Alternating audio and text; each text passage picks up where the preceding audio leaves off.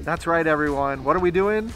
Disco dancing. This is Juan Carlos. And Gio. And where are we, Juan Carlos? We are at the Pop Century Resort. We are. And directly behind us, building number 6 here, and we are in the 70s section. That's where we're staying. We're right down there on the ground floor. And we're going to take you guys on a tour of the resort today.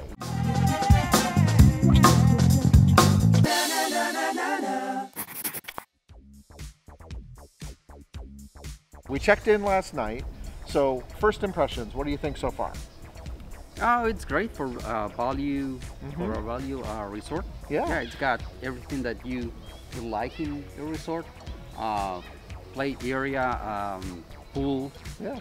The room is very comfortable. Yeah. So stay tuned. We're gonna. It's nice. Yeah, it is. And we're gonna give you a full, complete room tour at the end of our stay here and give you our impressions of how it has been staying here. But for this video, we just wanted to kind of go around and show you all of the iconic things here. The resort is made up of decades. So you've got the 60s, the 70s, the 80s, and the 90s. So we're gonna go to each one of those sections, and they got really cool iconic symbols from each of those decades that sort of are highlighted in the central areas and the walking areas of the resort. So come with us, let's go explore some centuries here at Pop Century. Vamos. Vamos.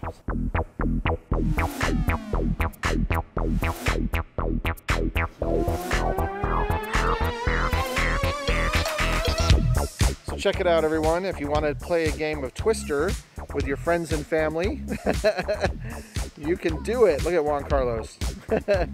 They even have the spinning game board right here. And what's kind of cool is the pad itself is actually cushioned, so if you fall, it's not going to hurt. Kind of fun. And right here in the center of the 70s section, they've got the largest game of foosball. Or at least the men. You can't actually play it, but maybe you can run around in there. We cool. In Costa Rica, we call that footballing. Footballing? And we call it foosball here in the States. So there we go. We're learning. And look at that giant big wheel. Juan Carlos, did you ever have a big wheel as a child? No, I don't think. They have those in Costa Rica? See? Yeah, okay. I had one of those as a kid, and I remember wheeling around my grandparents on the street with it. Lots of fun. And then across the way, you can see, look at that, Mickey Mouse. This is building number 6 of the 70s, and we're at the other end, and as you can see, there's an iconic thing behind us. And we pulled in last night, I asked Juan Carlos, hey, do you know what that is? And what did you say? No, I don't know. He did not know. But guess what it is? Do you now know what it is? I do. Why don't you tell everybody? What is it? It's an 8-track, which I still don't know what that is, but it's an 8-track. So what that is in the old days, not that old, 60s and 70s, cars and houses and everything used to have music. You could buy those in record stores.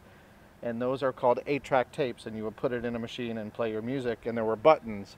And they call it an 8-track because there could only be 8 songs on it. So is the 8-track like the number 8? I thought it was an 8-track. No, not A. 8 as in the number 8. Ocho. So they could only have 8 songs or 8 recordings on it at a time. And that was replaced with the cassette. And there were always records, you know. Yeah, the LP. Yep, the LPs. But there you go. 8-track at the entrance of all the buildings here in the 70s. You have one of those machines where you're playing, right? Yeah, and actually in the garage, remember when we went to my grandparents' house, the old house that they had in Daytona before it was sold, that's an 8-track tape player. So we actually own an 8-track tape player. I need to get some 8-tracks so we can play them. We'll do it. We'll show you. All right, continuing on. We're going to go 1982 to the 80s. And one of the cool things, there's a walk path that goes around the entire resort. And as you're walking along the path, they have signs with years on them and iconic things that happened in those years. So, for example, we have 1984 right now. And in 1984, Los Angeles hosted the Olympic Games. And Michael Jackson's Thriller became the biggest selling record in history. So directly behind us, we've got Mr. and Mrs. Potato Head. And although this is in the 80s section, I do know that they were around before the 80s. So I'm not quite sure why they put them here. If you know why they're here and representing the 80s, let us know. Maybe there's a significance that happened in the 80s. But I know that I had one of these back in the 70s as a kid. So I just remember those from the movie. You remember them from Toy Story. That's your reference, which is a great reference, Disney. But Toy Story didn't come out until the 90s. Yeah. Yeah. So, and then if you look over there, Juan Carlos, that's a Rubik's Cube. That's a Rubik's Cube. And Juan Carlos, can you do the Rubik's Cube? He can do it, folks. He can actually make it happen in less than a minute. I haven't at home one that it's 7x7 and a 10x10. Yeah. He's a little math whiz. He can make it happen. I've never been able to figure it out myself. All right, let's continue our stroll through the 80s. So it's kind of cool. This Rubik's Cube is all mixed up. But if we pan around here at the 80s, this one has been solved.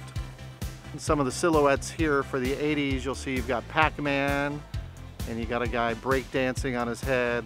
The top of the building says "Totally Awesome." All things that came from the 80s. So out here in the 80s, they had a pool area, and on the ground, as you can see, it's a giant keyboard. Juan Carlos is playing. And then the iconic Walkman. That's where it started, folks. Portable music, 1980s. And then as we pan around, you can see, I'll kind of zoom in here to the pool area. One of the first computers. You've got the floppy disk over there. Very fun. Whatever, Surf's Up. Radical. And then you've got Roger Rabbit. There he is. So yeah, the center courtyard area here in the 80s is quite large, and what's nice is this really big pool area they have here. Yeah, it's a nice area. Yeah, so you've got a giant pool here. There are multiple pools here at this resort. So now we're going to continue on. We still have a couple more decades to check out. We've been to the 70s and 80s. Now we're going to go backwards. We're going to go to the 60s and the 90s. Go backwards and forwards. We're like, jumping around. It's Back to the Future. How about that? Yeah. All right.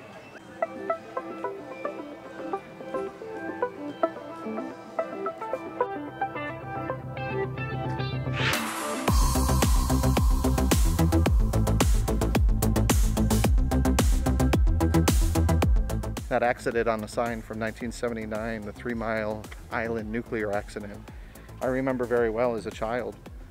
We were living in upstate New York, where we have a nuclear plant in Oswego, New York. So there was a lot of pressure put on the nuclear industry for safety. So it's sad that people push to safety when something bad already. I know, that's unfortunate. But the good thing is, at least when those things happen, you learn and change happens. Got another big 8-track right here.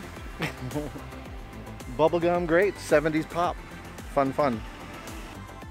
So here we are, we left the 70s, we left the 80s, we saw a piece of the 90s over by that pool. Now we're entering into the 60s and the 50s. 60s. So 1960s are represented here. Look at this gigantic Duncan yo-yo, very cool. And you can see all of the little peace and love symbols on the building here. And the flowers. Some beautiful flowers. And the cool thing, if I turn around, I just want to show you all, directly behind me, the whole resort sits along this beautiful lagoon, waterway, lake, whatever you want to call it. And the opposite, on the other side, is the Art of Animation Resort.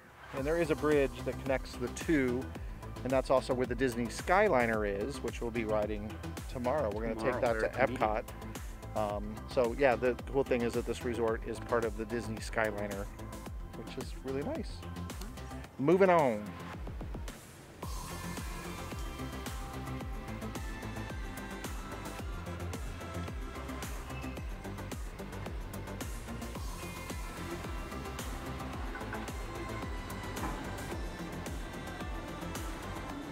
And one of the nice things about staying here at the Pop Century Resort is that centrally located right in the middle of the resort is the Disney Skyliner, which you can take for transportation to EPCOT or the Disney Hollywood Studios. Very easy and convenient. Very convenient, yeah. All right, so we are now walking in the 60s area, and in the central area here, much like between the 80s and 90s, where they have their pool area, we now have the hippy dippy pool area. And we got lots of cool things going on here in the 60s. Groovy, out of sight. We got people up here dancing, doing the twist, doing their groove, getting their groove on here in the 60s. It's interesting because for me, being from Costa Rica, a lot of those things that said here around the resort, in the buildings, that are like, you know, things that people used to say back in those times, don't make any sense to me because I don't have the reference. Like, I asked him why that building says out of sight, and he explained that out of sight, it means like it's great, it's awesome, something like that. Right.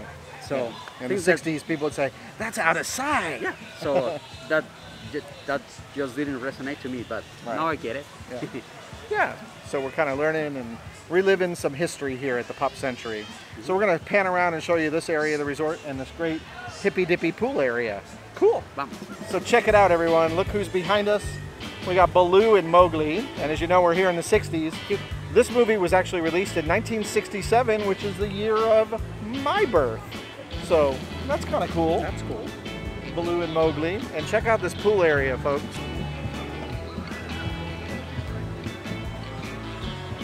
A lot of fun things happening here in the hippy-dippy pool area. Yeah, it's a very nice pool area. Yeah. As much as the one by the 90s. Maybe. Yeah. And what was cool, we did notice, and we'll point out, when we were by the 80s and 90s pool, they played 80s and 90s music. And now that we're here in the 60s and 50s, the music selection is from that era, which is great.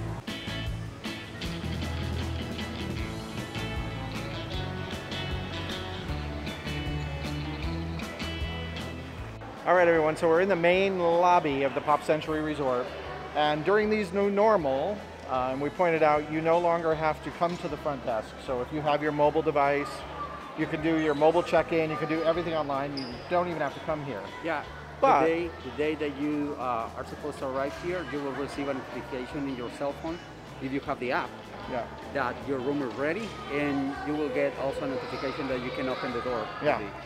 So you don't even have to come to the front desk. But if you need to, the front desk is located right here, and the people working there will be more than happy to help you and get you situated if you don't have a mobile device or anything. But if you're like us and tech savvy enough, you don't even have to come to this building. But we wanted to show you this building. So apparently there's some really cool memorabilia along the wall here, so let's go check that out. And then we can check out the store. Yeah, it sounds great. Cool, let's do it. We're starting here in the 90s area. Juan Carlos is checking out stuff. Anything recognizable to you? Yeah, rollerblades, snowboarding. Up in the corner, they got Spice Girls up there. What's that? Oh, the Backstreet Boys. A bunch more of the 90s. Much more Juan Carlos's childhood. Game Boy, Sega Genesis. You got the Pocahontas, yeah. Yeah, my first Sony little musical instrument, Blues Clues, Pokemon. Lots of cool things. Dick Tracy. Oh, and that, remember that game, this little thing, I forgot what it was called. Tamagotchi? Ah, Tamagotchi. Tamagotchi? Yep. Oh, and the Furby. Furby. Fun stuff. So now we're looking at stuff in the 80s, and one of the things that I recognize right here, The camera. the Sony Handycam. This was one of the first small cameras that came out. Not that small though. No, it's not that small, but it's pretty, I mean, for the time, it was really small. Star Wars, look at this old computer. Max Headroom. And then the Kodak disc camera, which I had one of those. You put a disc in it, take pictures. That was the first time you could actually do digital photography. Oh. Michael Jackson. Up here you got the original Atari Game. I'll try to zoom in. There's a lot of reflection on this glass. It's kind of fun. Moving over here. 70s, early 80s. Yeah, early 80s, because you got MTV, Dukes of Hazzard, the Wonder Woman.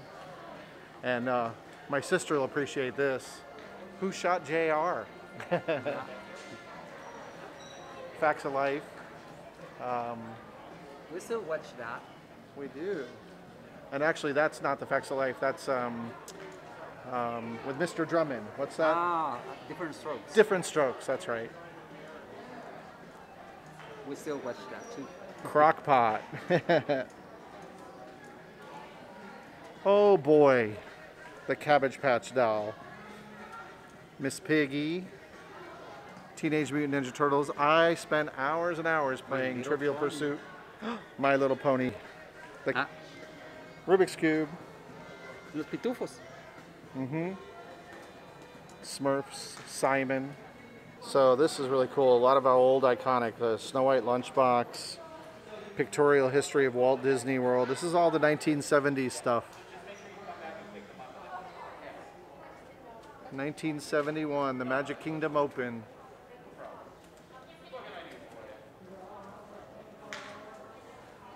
Cover of Life magazine, Walt Disney World opens.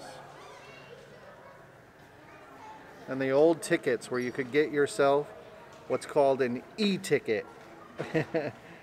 Mickey Mouse back scratch. Very cool. All right, everybody, those of you that don't know, here's an 8-track tape player.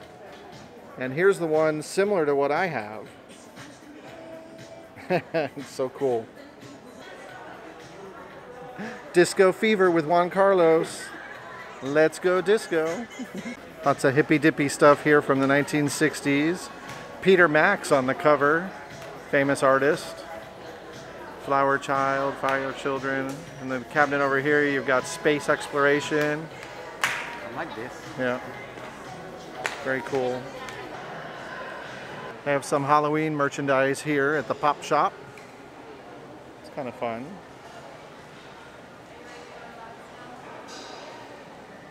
Okay, everybody, so we're wrapping up our tour here of the Pop Century Resort. We hope you enjoyed it. Oh, we got some stuff. We bought some merchandise. Yeah, and again, the 2020 merchandise is all, some of it, the numbered merchandise is buy one, get one free. So we took advantage. So Goofy's behind us, classic car, the big yo-yo. Quite a lovely, lovely resort, yeah, I would say. Very cute. It's very fun. It's definitely family friendly, definitely kid friendly.